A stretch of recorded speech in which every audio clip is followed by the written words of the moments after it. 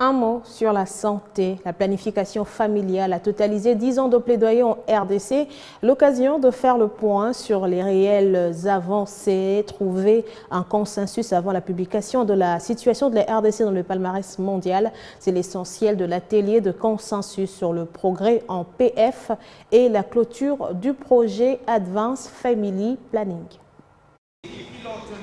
Ils viennent d'une vingtaine des provinces de la République démocratique du Congo. D'autres viennent de l'extérieur du pays, réunis à Kinshasa autour de la vice-ministre de la Santé publique, Hygiène et Prévention, autour du directeur national du Programme national de santé de la reproduction, des directrices exécutives de FP 2030 et de Advanced Family Planning, ainsi que d'autres acteurs qui travaillent sur la planification familiale. Alors de faire le point sur les réelles avancées en planification familiale, le directeur du PNCR rappelle que son pays est rattrapé par les réalités sur la mortalité maternelle qui, une fois de plus, remet en évidence la nécessité de la PF. La planification familiale bien conduite pourra déjà nous aider à réduire de près de 30% la charge de la mortalité maternelle. D'où les objectifs prioritaires fixés dans le nouveau plan stratégique pour la planification familiale 2021-2025 que vous allez avoir la primeur de découvrir lors de ces assises. Pour la directrice exécutive de FP 2030, le besoin demeure malgré les avancées significatives. La question de leur urgence et de leurs droits.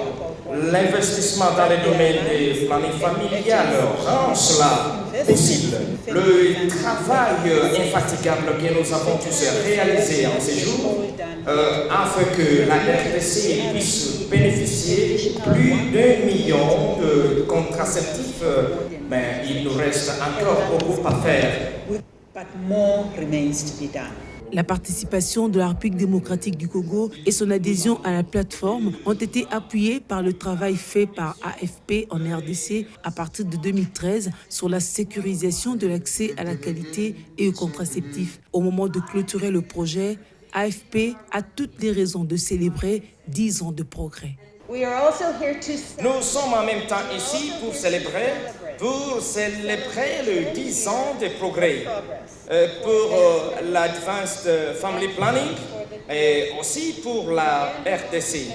Une fois de plus, nous voulons remercier le gouvernement, les actionnaires, ainsi que vous tous qui êtes engagés. Lançant les travaux de l'atelier de consensus sur le progrès de PF et de clôture du projet AFP en RDC, la vice-ministre à la Santé a émis le vœu de voir se poursuivre le dit projet.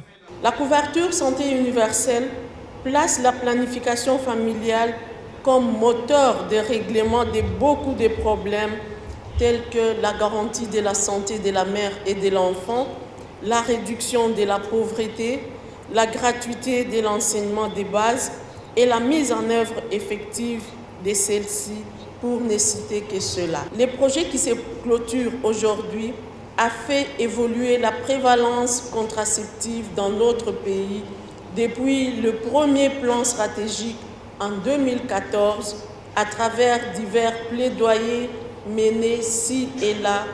Plusieurs provinces, quoi encore minimes, ont pu créer une ligne budgétaire en faveur de la planification familiale et les efforts du gouvernement central sont sans cesse croissants.